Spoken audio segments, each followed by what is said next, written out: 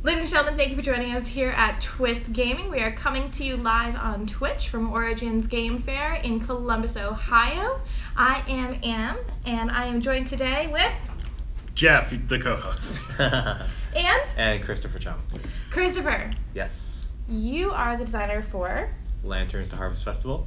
It is an absolutely gorgeous game.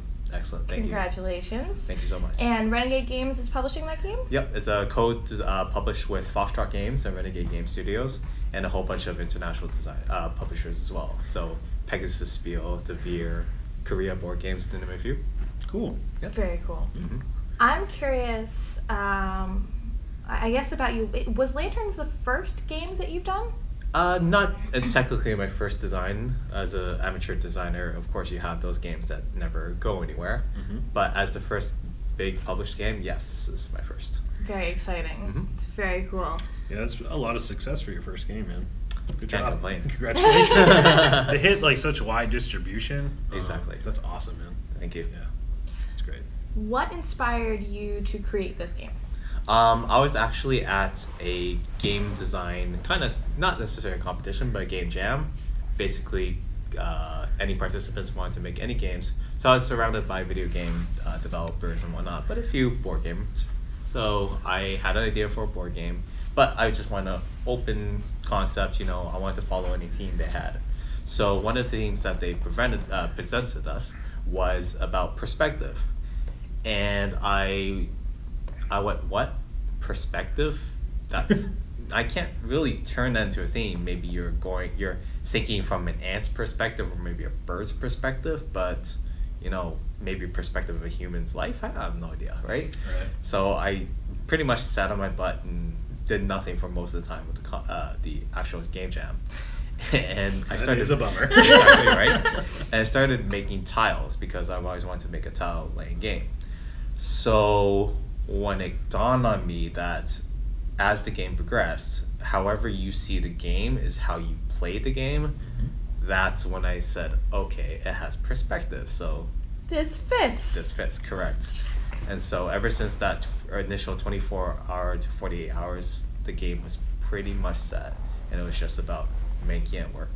That's very, very cool. Mm-hmm. Interesting.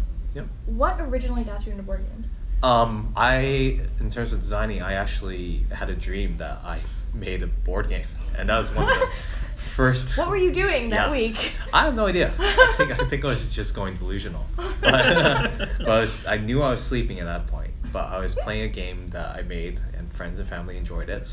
And I woke up the next morning. I thought about it more, and that ended up turning into maybe a 6-month venture of doing this elaborate board game with so many components. It had action points. It had a little bit. Sounds about right.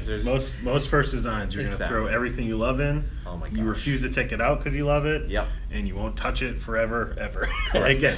And then you move on to your next game. It'll be great. Exactly.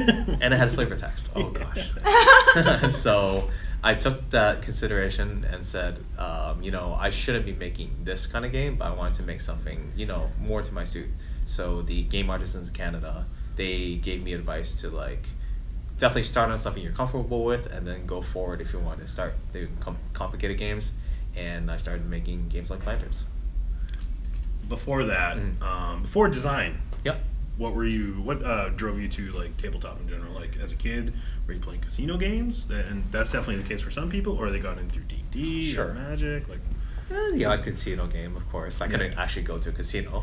Yeah, but, of course. My dad taught me gambling games with pennies as a kid, yeah. And then I played Magic and D&D and Risk and all that stuff. So. Exactly. Yeah. I think it was a combination of poker in high school. It was just when the World Series of Poker and all that stuff are really getting big.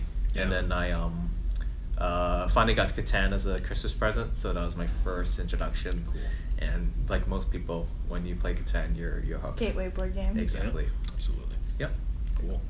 I had put a call out to our audience on our Discord channel a couple of days ago, asking for what they would like to hear from some of my interviewees. And one question that was asked was, as a game designer, what is one of your favorite mechanics that you have not had a chance to use in a game?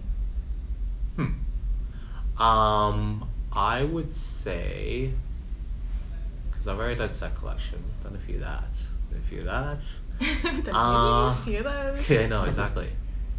Probably secret roles and deductions. So I'm trying to do a secret, hidden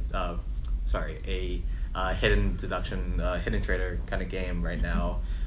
What's the term again? I forgot. It's escaping me. Something more social. Yeah, deduction. social deduction. There you go. Yeah. Mm-hmm. So I'm trying to do something like that right now, but I've never accomplished it very well, and that game needs quite a bit of playtesting before it hits the market. It's almost like role-playing playtesting. Yeah. It's such a biased experience. Everything has to be different for myself. I can't just have the same role. Everything has to be unique and, of course, balanced enough that every role to play is fun. Okay. Mm-hmm. Do you have a favorite all-time game that is not one that you've made yourself? Concordia.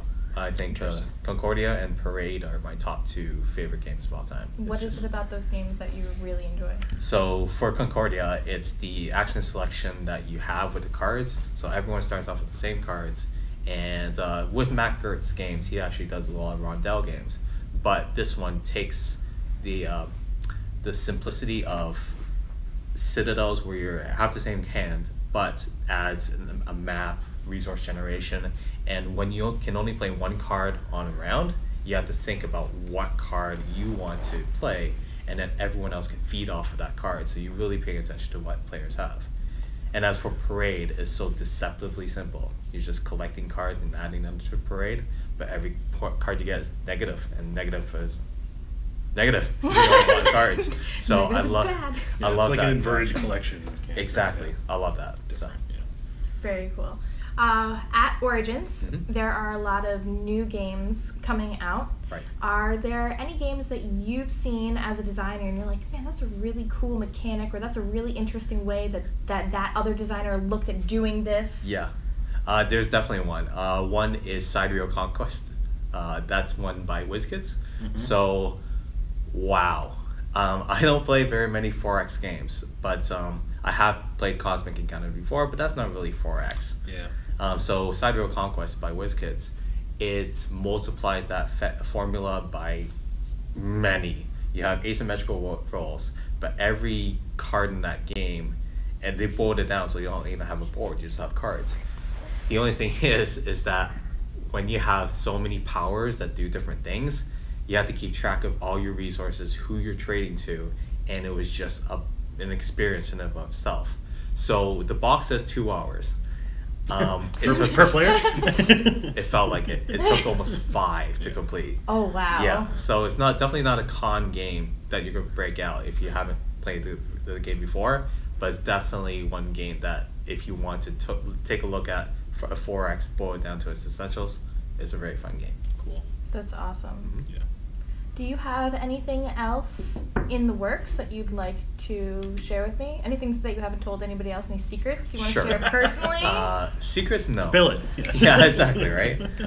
There are some things in the pipeline. I won't say all of them, but I've worked with Eric Lang, designer extraordinaire, CMON. He now lives in Singapore. Now lives in Singapore. Sadly. I know, sadly. I know, right? I spent some time with him before he moved, but that was such a good opportunity to work with him.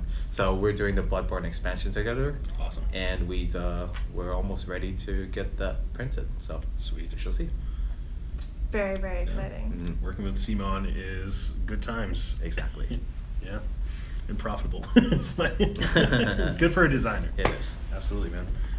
You do anything else with Eric? He's such he does so much. Yeah. We have one other game that's being evaluated right now, so we'll see. Oh, cool. Yep. All right. Very cool. Secrets. Yeah.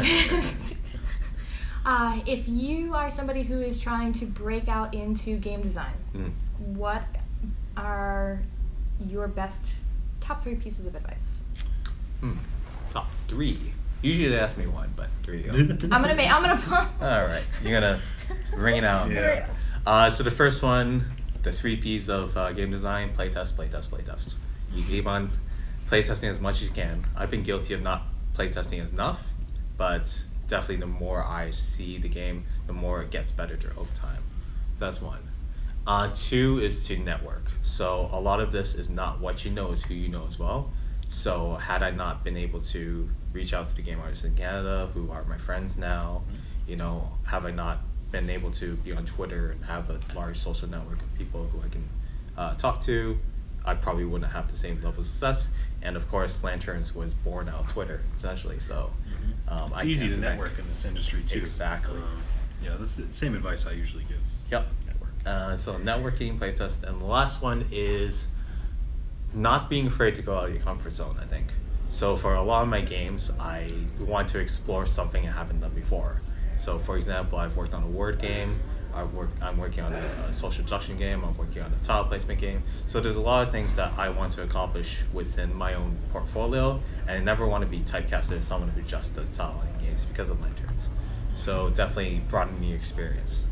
You mentioned that, you know, rule number one is playtest, playtest, playtest, and that you yourself have maybe been guilty of not playtesting enough. I think we can all learn from everybody else's mistakes. Can you give our viewers maybe one thing that maybe was a challenge or what have you, where if you could go back and do it again, you would have, or something you've learned from? Yeah. I think one thing I could have learned from early is to really think about how the vision of the game will feel in the consumer's point of view.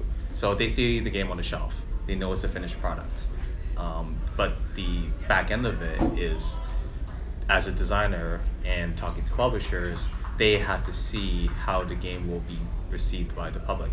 So my first game that I've worked on would probably never see the light of day, and also that it was too complex and too many variables going on for the average consumer to appreciate. And for maybe a board game enthusiast, they probably get it, but would it be fun?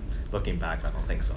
So really thinking about how, even if you're not a self-publisher, how is it that this game will be turned into a product at the end of the day, and how it will be received by the public. Well, awesome. Does our audience have any questions? Do you have anything else that you would make sure you want our audience to know? Aside from following me on Twitter. Yeah, I am FlashForwardCo on Twitter. But nothing I can leak out, but there are some games in the future.